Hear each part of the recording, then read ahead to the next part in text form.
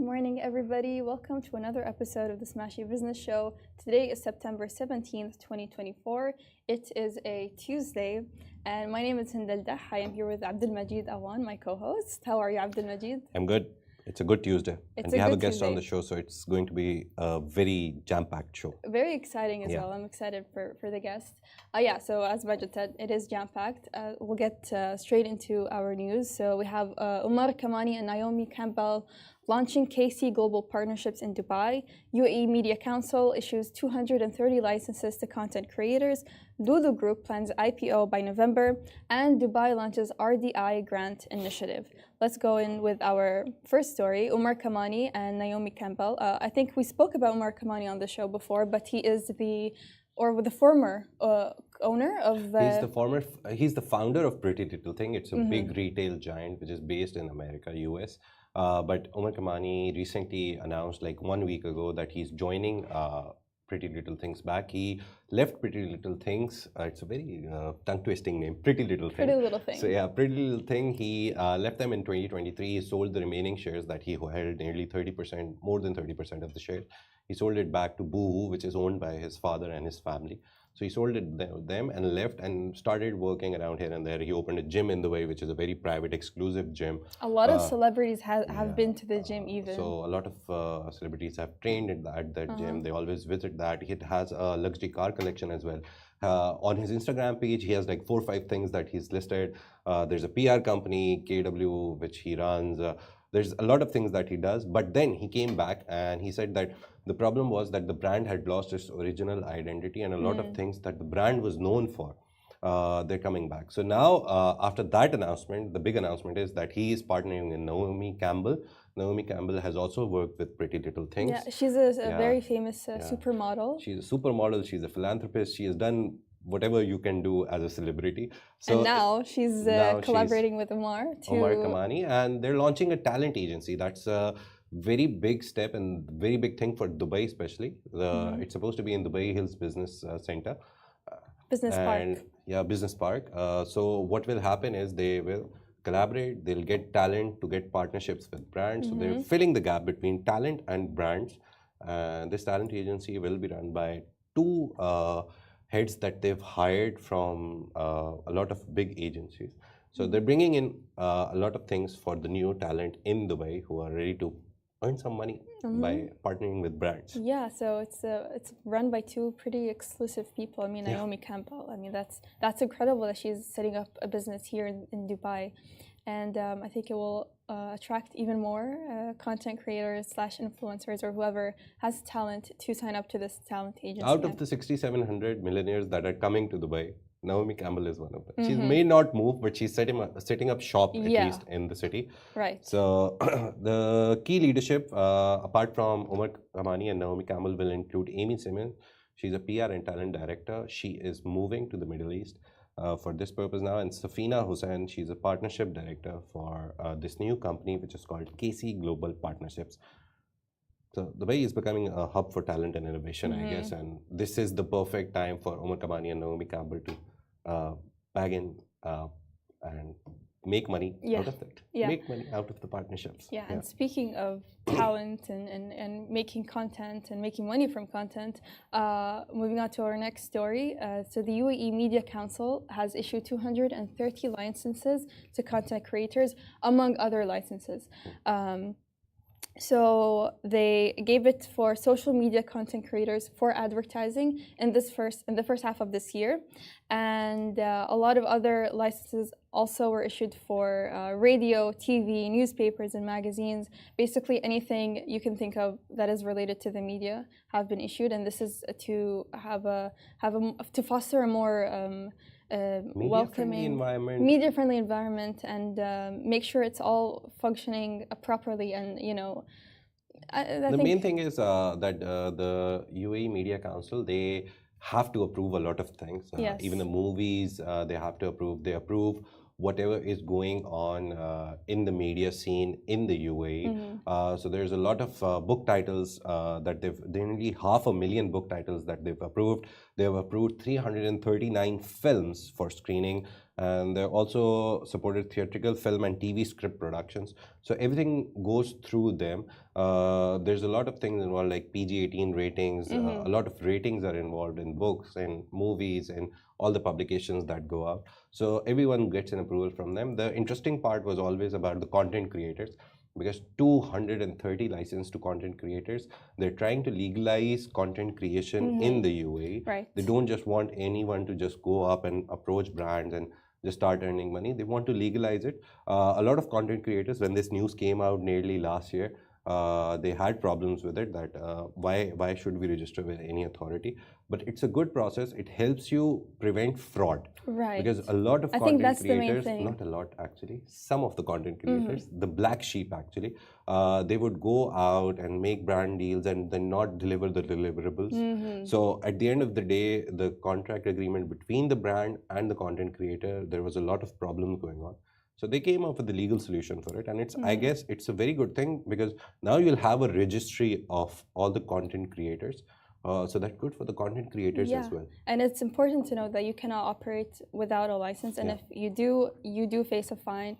I believe in Dubai and Abu Dhabi, it can go up to 15,000, even an extra 15,000 for other types of fees, so it can round up to 30,000, and it depends on different emirates. So you know, in Ras Al Khaimah it's different, in Ajman it's different. So if you are an influencer and you are operating in any of those emirates, make sure to go to the respective authorities and sign up for a license, or else you will be fined. And it can become a USP. Nearly now it has become a USP, because when people want to work with the brands, content creators, they can present it as a USP that, oh, we are licensed. So it gives you an edge. The brand will obviously try to work with a content creator who is licensed by the authority, because the brand doesn't want to get into any trouble. They want to see you as legitimate. So for example, if I am a content creator, I work with the brand, and someday I'm fined, the brand will also get affected that, oh, this content creator did something for us and now they're banned. So they don't want to go into negative light. That is why it's good to get a license. Go get a license, don't get fined. Right. Let's move on to our third story of the day. Lulu Group plans an IPO by November. Now, we're seeing a lot of brands going public or going for IPO. Across the Middle East. Across the Middle East. It's not just Dubai, UAE. Everyone in this region is going for an IPO. They're trying to do it by the end of this year or by next year, in the coming months, basically. So Lulu Group, which is a UAE-based retail giant, I'm sure everybody has heard of Lulu Hypermarket, is set to launch its IPO by late October or early November, with an expected valuation between $1.5 billion to $1.85 billion, and it will be dual listed. So it will be on Saudi's Tadawul and on Abu Dhabi's Securities Exchange, or ADX. And major banks like Emirates NBD, HSBC, and Abu Dhabi Commercial Bank and Citigroup are managing this IPO, and it's expected to be 4 or even 5 times bigger than recent retail IPOs in the region. So it's big. Maybe they're talking about Talabat, which is also raising an IPO. Yes. The delivery hero owned Talabat. They're also going for an IPO at the end of this year. They've announced. They've made the announcement right now. They've also hired 3 banks: JP Morgan, if I'm not wrong, ENBD, and one more. So they have 3 banks who are handling the IPO. It will go live in Q4 2024, and we're nearly there. Talabat is also going to raise a lot of money in billions. Right now, they sent out a company presentation. Delivery Hero sent out a Talabat company presentation to show that Talabat is the best thing to invest in right now. All these tactics are used to get a higher share price when the company is listed. Lulu Group, everyone knows it. It's not a small brand. It's one of the biggest brands. It gives competition to one of the biggest international brands, Carrefour in the UAE. Right. In India, it has a very big presence. So it has an overall globally recognized presence. So if they're raising money, it's most probably for expansion. Right. So they're trying to raise nearly $1 to $1.8 billion dollars. So the good thing would be that I always say that investment in these brands is always good, because they are based in the most stable economy that we see right now in the world, the Middle Eastern economy, and especially UAE and Saudi Arabia. So UAE has the best economy. They're going for IPO on Abu Dhabi Stock Exchange. They're Abu Dhabi based, so that gives them a lot of security. So now I have a question, Majid. So if Lulu hypermarket goes public, does that in any way affect the prices for consumers when they go into their hypermarkets? No, depends. Sometimes some companies which are, it's a very weird case in a lot of, there can be 1 million scenarios. The easiest scenario is they go for expansion through IPOs. The next best case scenario is they go to make their products better or maybe open more malls in the same area. So if they're UAE based, they may be trying to go for mall shops here, but they're going for expansion. They're going outside of Middle East and other regions. So that's the good thing. My point right here would be that they're going for expansion. It's not that they're facing loss, so they're raising an IPO to get money from the public and then reinvest into the business to make it profitable. No, they're doing pretty well. They're doing pretty well. That's Everyone good is to doing know. pretty well in this region. So yeah, the Lulu Group IPO is expected in November. So go check out the details. Now, finally, let's move on to our final story before our guest arrives.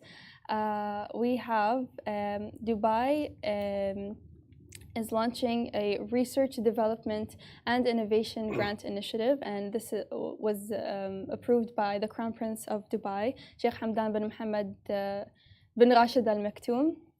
And this is part of their research and development program. This initiative will provide funding for up to 20 research projects focused on cognitive cities, health and life sciences, robotics, and artificial intelligence. And there have been a lot of new initiatives done for these sectors. We saw last week we did a report on the new university that is set to be inaugurated in the coming years, which focuses on certain these like futuristic topics, or the challenges we face, which includes AI and robotics. So this funding will fund up to 20 research projects. So if you're any startup, or if you're working, or if you have a project in AI, robotics, or any of the categories, you can go and check out this initiative. If you have anything related to this, go apply for this. It's like free cash. You'll get funding for your research project, and obviously when you start your project in Dubai, usually you will get even to more scale funding. it up easily. Yeah. So it's a very good initiative. Go apply for it. Mainly what Dubai is doing is they're spending a lot of money on research and development, that is R&D. And research and development always leads to more better projects. We've seen Museum of Future in Dubai, we've seen the Burj Khalifa. They're not easy to make. A lot of research goes into first making the plan and then getting approvals and then building it actually. So all these things are the perfect example of innovation in Dubai. So go there, apply for it, Google it. Yeah. It's called Dubai RDI Grant Initiative. Yeah. So this and if you have anything related to it, go apply. Yeah. So the initiative will drive both public and private partnerships and collaborations with universities and research institutions, and this will we'll expect to see Dubai to make significant advancements in technology, life sciences, and AI, which will ultimately contribute to its goal of global leadership in R&D. Thank you so much. We discussed a lot of things. Umar, Kamani, and Naomi Campbell are launching KC Global Partnerships in Dubai. If you're a talent, go, subscribe with them, register with them, and they'll get you good brand partnerships because they're two of the biggest names in the industry right now. Apart from that, we talked about Lulu going for an IPO in October, late October or start of November, or at least November. So they're going for an IPO, and UAE Media Council has issued 230 licenses to content creators. So go get your license as well if you're a content creator. And apart from that, in a bit, we'll have a guest. Yes, we'll have a guest from Tetra Pak Arabia. He is the Regional Sustainability Director of the Middle East and Africa, Marcelo Piva. So make sure you're tuned in to find out more about this very interesting company that you may know more than you think. Yeah. Yes. So we'll see you in a short while.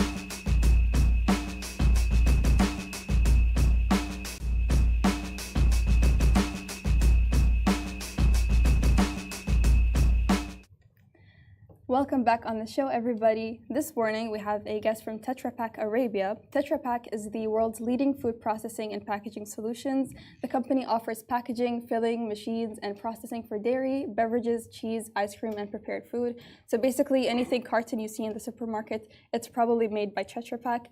Please welcome Tetra Pak Sustainability Director of the Middle East and Africa regions, Mahra Piva. Mahra, welcome to the show. How are you feeling? Thank you very much. Good morning, everyone. Thank you for having me here. Looking forward for some interesting and fun discussions about sustainability.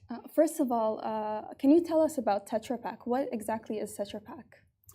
Well, Tetra Pak, as per the short introduction that you just made, first of all, we are more than a packaging producer. So Tetra Pak is an end-to-end solution supplier for any food processing, servicing, and packaging. So it means that if you are a farmer and if you have, you are producing oranges, so we can come to you and we can offer solutions from all the way of managing the, let's say, crops and managing the production of oranges, all the way to processing, to servicing, to packaging, to filling machines, all the way to the shelves with your own brand to consumers.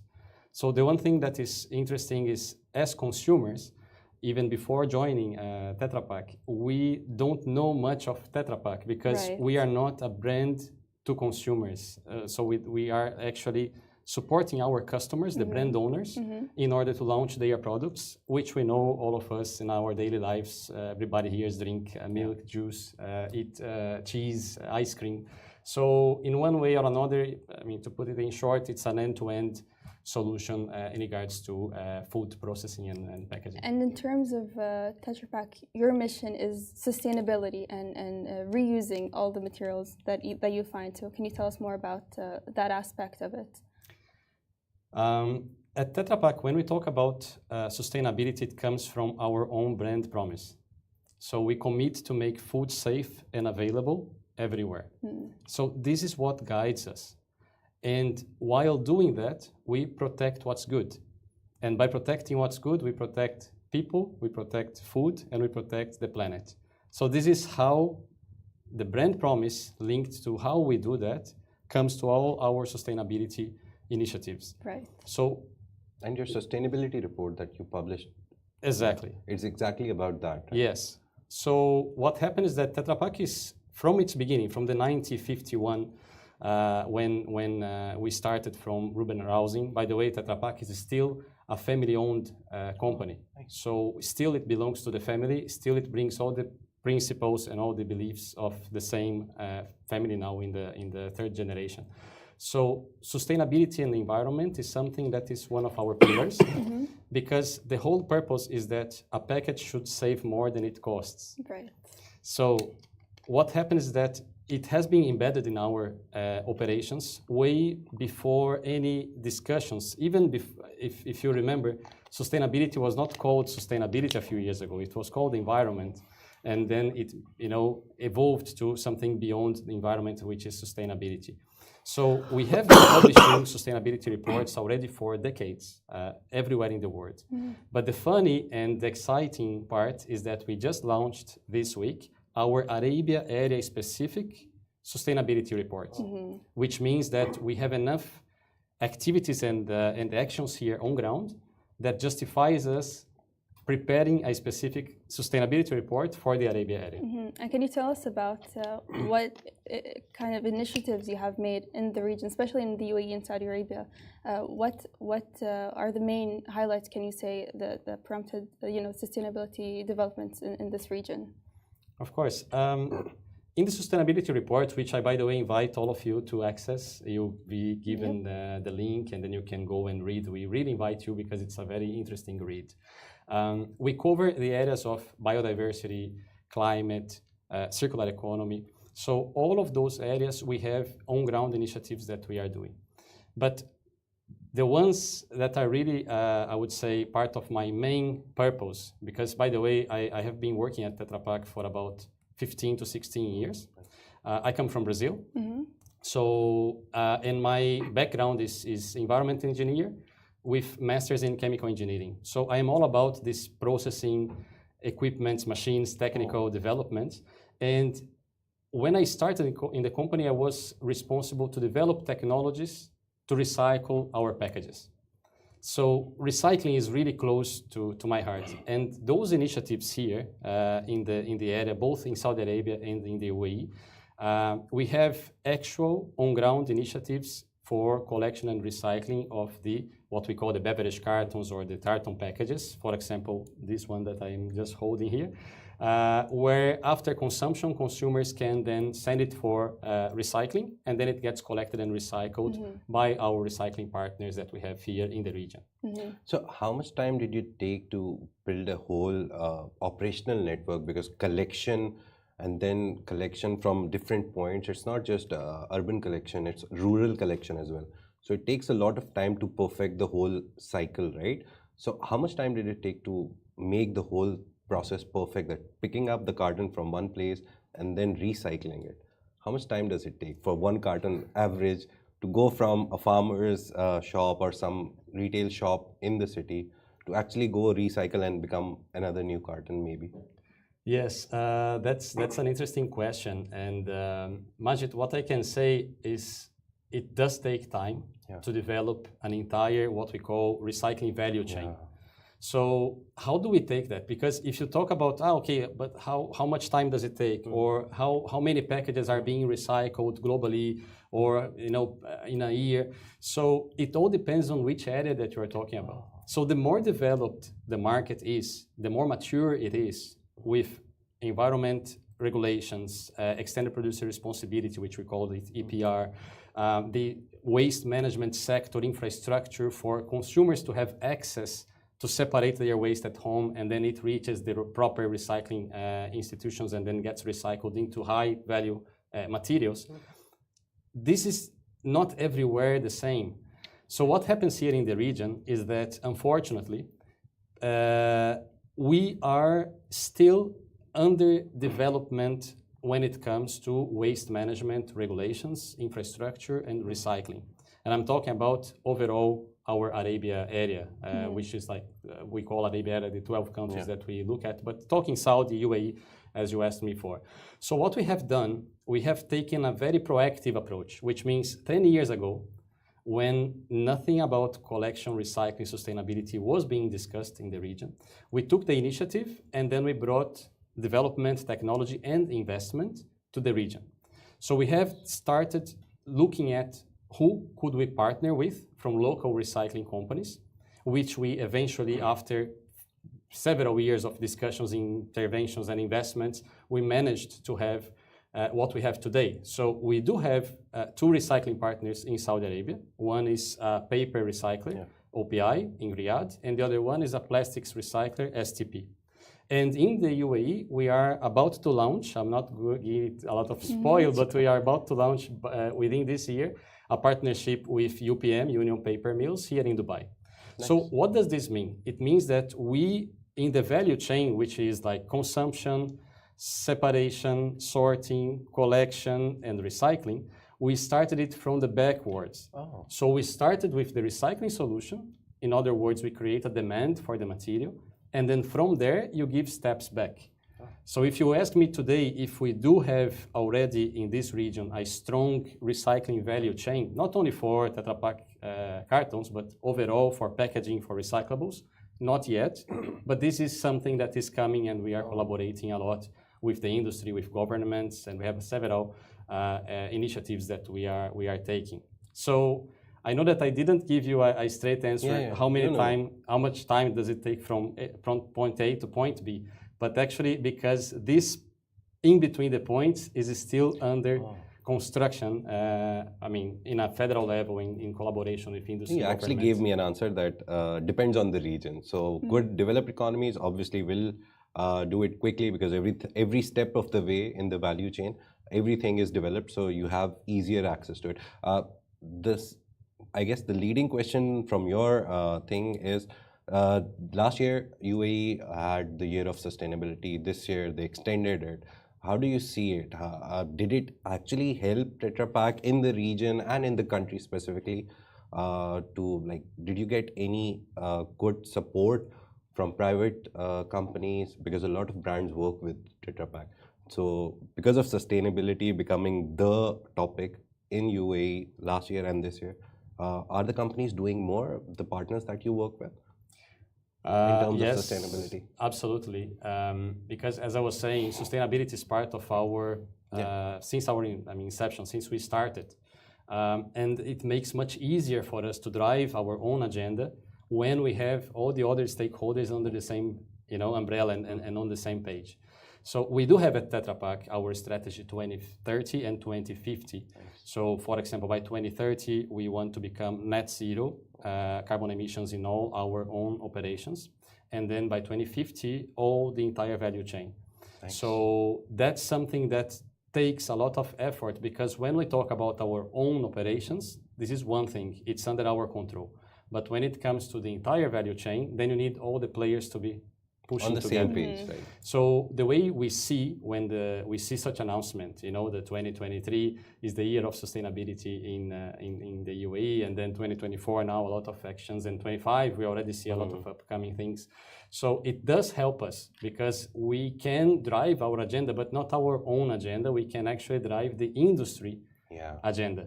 So in that regard, what is happening a lot now, both in Saudi Arabia and in the UAE, is that the governments, they came to understand that really it's an urgency to have the waste management regulations, policies in place. Because then with those proper regulations, you can understand what is the role and responsibility of each one of the actors in the value chain, including us consumers, because we also have a strong obligation to make recycling work. So what has been happening is that we as industry, we have been collaborating to each other in a way that we have launched a circular packaging association here in the UAE, and it's already licensed under the Dubai chambers. And officially, we are collaborating with the Ministry of Economy, Ministry of Climate Change, in shaping up these new policy and regulations that are coming up in the UAE.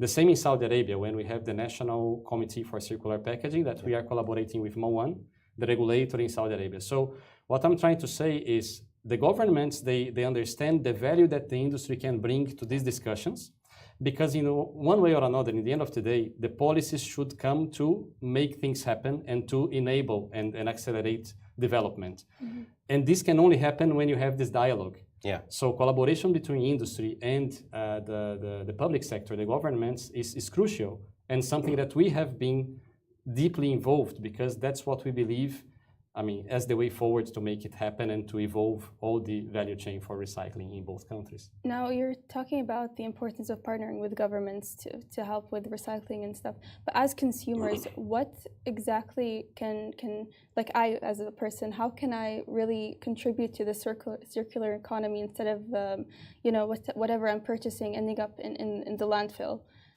So what can I do as a consumer and to others watching? Exactly, that's the question. Exactly. Well, the best way first is when you choose your products, when you are buying your products, you try to understand what is the best alternative that you have for a product that is less hazardous to the environment, that you have lower carbon footprint when preparing it, that is recyclable and that can be put together back in the recycling value chain. And just to make sure, tin cans don't have that effect, do they, or glass jars? All the materials, they have their, I would say, own recycling value chain, and they have their development. So you have, of course, advantages in one type of material, you have disadvantages in other types of material, depending on how you compare it, because that's another open statement. When you say which one is better, again, how are you comparing them? Yeah. In which area, in which time, in which conditions? That's why we talk about the life cycle analysis, that you do a specific analysis in a specific geography that you want to evaluate, and there, under the same conditions, you can properly compare. We cannot come here with, for example, a report from the US or a report from Europe and say that the same happens in the UAE or in Saudi. But as consumers, as I was saying, when we choose what we buy, when we consume it, of course, responsibly, so not buying more than what you need. We learned a lot during the COVID times that we should be very aware of how much we buy and what we buy, how we consume. And more than that is we all know, we understand that the infrastructure is not ideal or perfect today for us to do our part when we are sorting the separating the waste at home, recyclables from non-recyclables. We understand it's not optimal, but there are options around. So there are some voluntary initiatives that you can take, for example, your recyclables back to the supermarkets, and there they would have a recycling station that you can drop it there.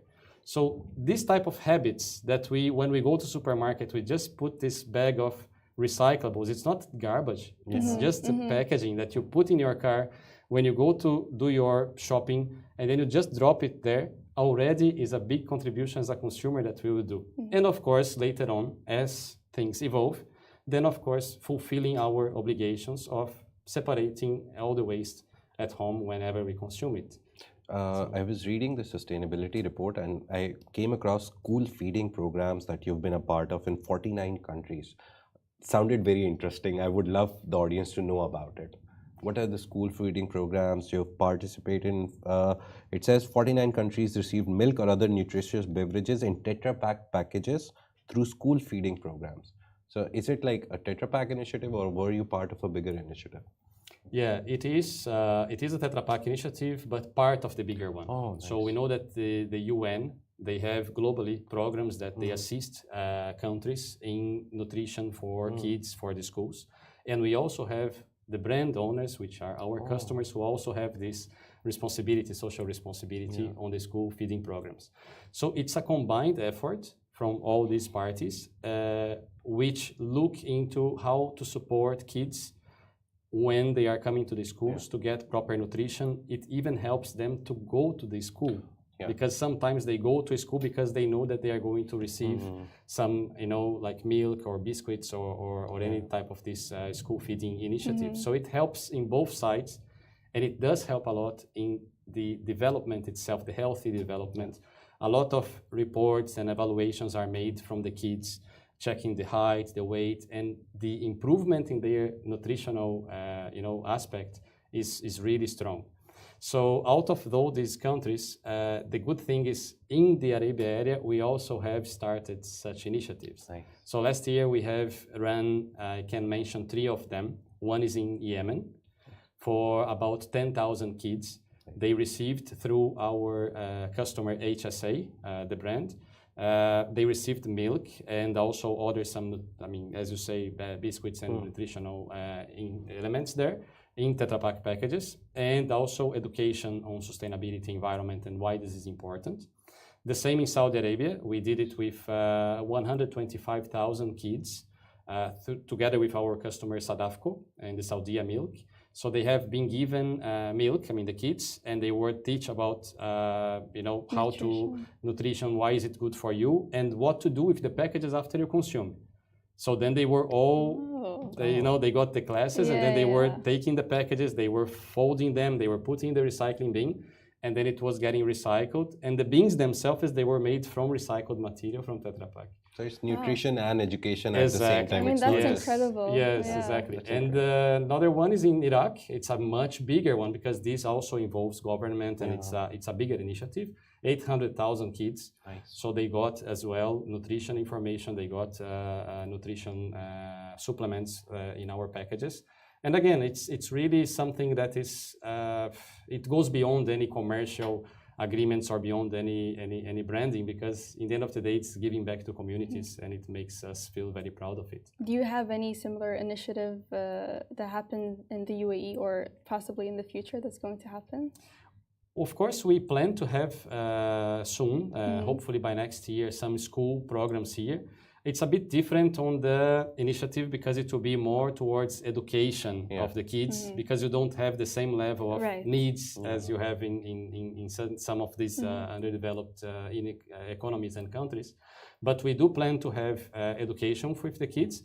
And already through this partnership that we have with the new recycler that we are launching here, we will be implementing collection at schools. So the kids, again, they can bring their materials from home, they can bring it to the school, they can also consume at the school the products, and then get, of course, education and awareness about recycling, and it gets collected for recycling in the recycling partners. Yeah, even in my university, and at some points, so I live in Sharjah, and our main company for environment and sustainability is BIA, and they always have these little checkpoints where you can drop off plastic or cartons or even clothes sometimes. So it goes into this whole process of reusing, and so it contributes to this circular economy of the United Arab Emirates. So I think it's a great thing to have something that's right there, and you can just drop off your recyclable materials and stuff.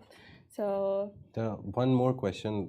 Sorry for keeping you for a long time. No, but yeah, consumers, we have seen that the new generation, especially the Gen Z, the new generation, they're very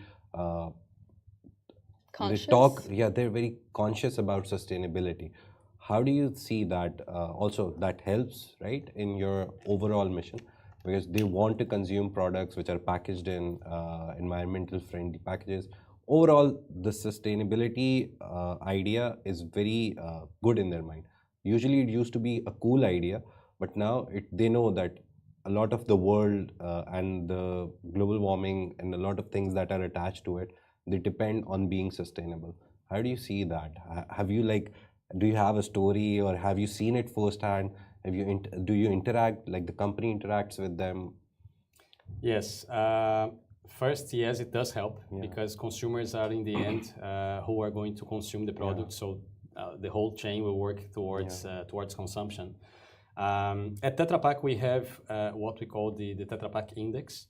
So we run surveys globally every year in selected markets. In the Arabia area, we have UAE and Saudi Arabia as included in those global researches, where we go to consumers, all types, I mean, young generation, older ones, men, women, and etc. So then we go and we ask several types of questions. So from there, we understand how prepared or how willing to consume more sustainable products they are, including if they are open to pay more for that.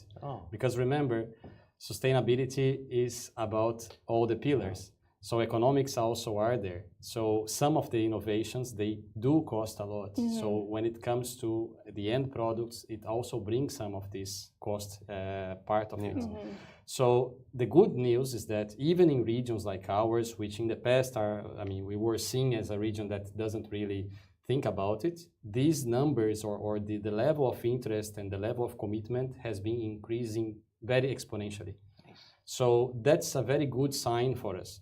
Because as a leader, as a global leader in producing this type of, what we call the aseptic packaging, as we are at Tetra Pak, we must be always innovating, and we must be always investing to make it more and more sustainable.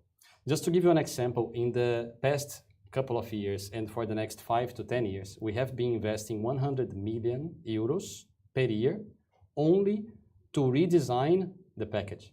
Nice. So today our packages, they are composed by paper, plastic, and aluminum. This composition of those three materials is what enables the package to fulfill its role of keeping food safe in ambient temperature. So you don't need to refrigerate it unless after you open, then it's okay. But before you open, you can keep food safe for a long period of time. So all these places where you have infrastructure issues with electricity, you don't have a chilled chain, so you can still have food available there. So in the past couple of years and for the next, all this investment in redesigning. Redesigning why? Because we understand that the simpler we make the structure of the package, the easier it gets to recycle, and the less carbon footprint it will be, let's say, issuing. So we have already come up with some innovations. For example, the aluminum foil. We already have a fiber or paper-based foil to replace it. Nice. And this is already in shelves in Europe, in Portugal, and of course it will be deployed globally. Only by doing that, even though aluminum is only 5% of the packaging material composition, more than 35% reduction in CO2 emissions of the package were achieved. So imagine, that's a big so number. just a small part you change, but it makes a big difference. Exactly. And then the next step now, we are working with the plastics. By the way, this package that we are holding here, all the plastic that are used in this package comes from sugarcane. Oh, So it's not the normal oil, fossil-based plastic. It's actually from sugarcane. By chemical reactions, they produce plastic out of sugarcane. So it's a plant-based or bio-based plastic. Let's not confuse with biodegradable. Bio-based, which means that it's the same plastic as the normal plastics, but it comes from a different source, which means much lower carbon emissions because it's a growing crop, right? So the sugarcane grows and then gets carbon dioxide from the atmosphere, and then they make the plastics. So the plastics are already plant-based, but what we are evolving now is that we are bringing recycled plastics to our packages. So it's basically reusing whatever material you guys received and making these.